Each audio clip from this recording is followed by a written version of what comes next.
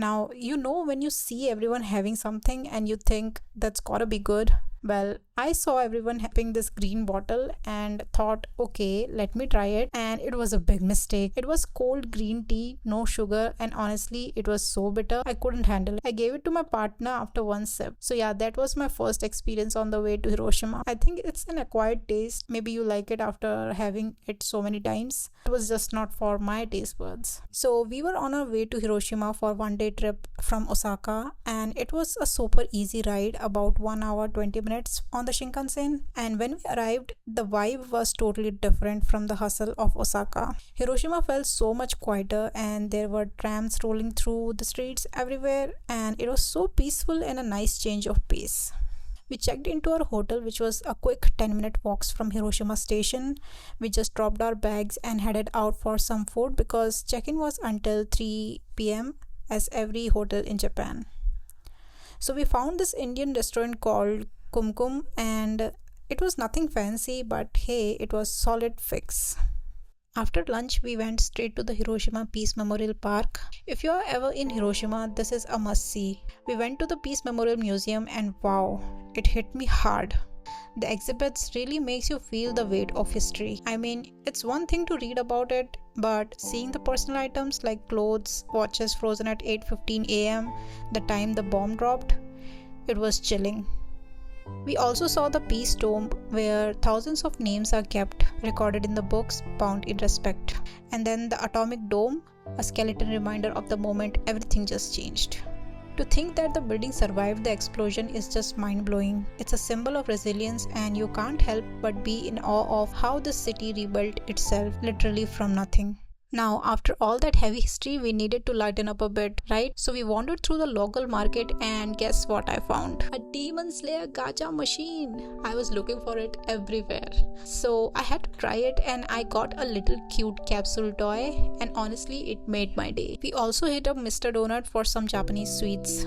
Have you ever tried their donuts? If not, they are too cute to eat. But trust me, I ate them anyway. We grabbed some donuts, and I even did a little shopping at the store called Ing, and I found some trendy pieces. I just couldn't resist. After all that walking and shopping, we just wanted to rest for a bit, so we went to our hotel. So we booked a really small tiny room, and we didn't wanted to spend much because we were just staying in the hotel for a few hours at night, so we just booked a very budget friendly hotel. And now it was time for the snack test. Okay, let's try this pizza flavored potato chips. So the look wise, it's just like Lay's, or maybe Bingo. It's more similar to Bingo. And there are some oregano and chili flakes over it, if you can see that. And it looks like Lay's though. Okay, let's try it. Taste a little tangy, but I don't feel any pizza flavor in this.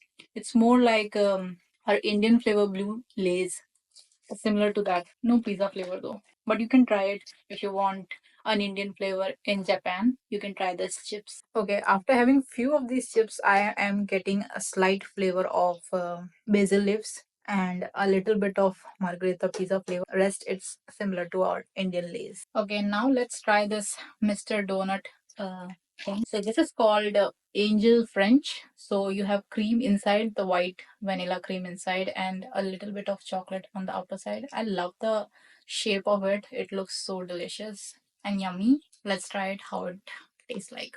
Oh my god, it's so tasty. Tastes like our donut, but a very yummy taste. I really love this. So you get two types of cream in this, one chocolate and vanilla. So I also got one more flavor of this, and this is called the angel cream. So this is our bombolini. So Italian bombolini. It looks similar to that, and you have cream inside. I thought it has custard inside, but I think it is filled with white vanilla cream. So let's try this.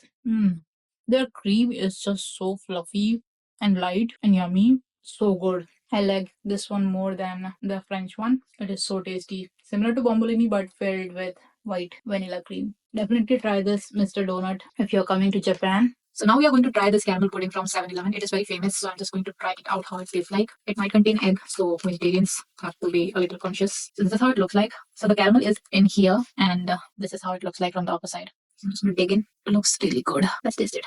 Oh my god, I didn't expect this to be this good. Wow. It's like so creamy and a little bit sweet. not too overpowering sweet, very, very soft and creamy. Look at this. I think there's a way to eat it. I think this box has a little hole inside it, so you just have to press it or something. I saw a video in that, but now I'm just gonna eat it like this because I can't control. So yeah, a very good one if you want to try it out.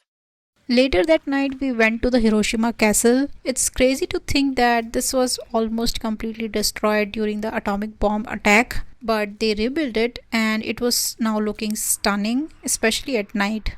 The castle looked magical, all lit up. Seriously, it's like stepping into a different world. And when we were enjoying the awe of this castle, we heard some drums and chantings nearby. So, of course, we had to check it out. Turns out there was a live performance of No, a traditional Japanese trance drama. It was super eerie and also kind of mesmerizing. The performers wear these old school masks and they act out stories of gods, ghosts, and demons. I won't lie, it was a little spooky but fascinating at the same time. After that, we head back to a hotel exhausted but really moved by the whole day. Hiroshima is a place just not about sightseeing, it's all about feeling the history and the resilience and the spirit of the people. If you ever get the chance to visit Hiroshima, don't just visit it, experience it. It's a journey through time but also a reminder of how strong the human spirit can be. So the next morning, we were up early, bags packed, shoes on, and heading straight to the Hiroshima station for our next stop. The city I was most excited about, Kyoto. We were going to spend the next 4 days soaking in the temples, tea houses, and street foods, and maybe a little bit of soul search. As we waited at the station, something super random but kind of beautiful caught my eye. I saw a worker refilling a vending machine, and once he emptied the cardboard box, he didn't just throw them away, he folded them so neatly for reuse. And that's the thing with Japan. It's these small, thoughtful moments that just make me fall in love with this country over and over again. We hopped on the Shinkansen bound for Kyoto. It was about 1 hour 35 minutes, so we grabbed our breakfast from the station before boarding. I got this chicken and egg sandwich combo set with a drink, and oh my god, it was so fresh. Guys, if you're ever in Japan and need a cheap, quick breakfast, trust me, 7-Eleven or Family Mart sandwiches are unbeatable. So simple, so soft, and so perfect. Once we reached Kyoto, we dropped our bag off at the hotel reception and check-in wasn't until the afternoon, so we decided to make the most of our time and head out for exploration. And our first stop, it was Kenninji Temple, just a 15-minute walk away from our hotel, and honestly, this place blew me away. It's Kyoto's oldest Zen temple founded in 1202, but it feels like a peaceful hidden gem. And here's a cool fact. Kenninji is where the Zen Buddhism first took root in Kyoto, and it's also famous for the absolutely mind-blowing ceiling painting of two giant yin and yang dragons swirling above your head. Yes, it's real, and yes, it's so cool as it sounds. And did you know the matcha that you are obsessed about was also originated here? We also saw a traditional tsubo-niwa, which is like a small Japanese courtyard garden tucked right in the middle of the temple. The whole space was so quiet you could literally hear your own breath. I don't know what it was, maybe the light, the wood, and the simplicity, but being there felt like just a pause in time.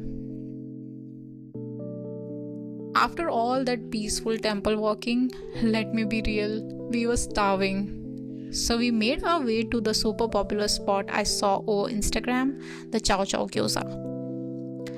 There was a long line outside, like real long. We waited for around 30 minutes honestly, and it was totally worth it. The staff was so friendly and energy inside was buzzing. So we ordered their chicken gyoza and smashed potato gyoza, and wait for it, chocolate fried gyoza. Yes, chocolate, and yes, fried. And yes, I nearly burned my mouth because I couldn't wait. And all of that, it was absolutely delicious. Crispy, juicy, flavorful. The kind of food that makes you do that little happy dance in your seat. So that was our day 1 in Kyoto. Temples, vending machines, sandwiches, gyozas, and a whole lot of walking. But I wouldn't have it another way. More Kyoto adventures are coming up in the next vlog. You won't believe what amenities our hotel had in Kyoto. Also, I did ramen making class from a Michelin star chef. Can you believe it? So these are coming up in the next vlog. Make sure you subscribe and like this video if you like it. And also tell me in the comments below, would you try the chocolate gyoza or not? And be honest, okay? So eat well, travel slow, and soak it all in. I'll see you next time in the next one. Bye bye.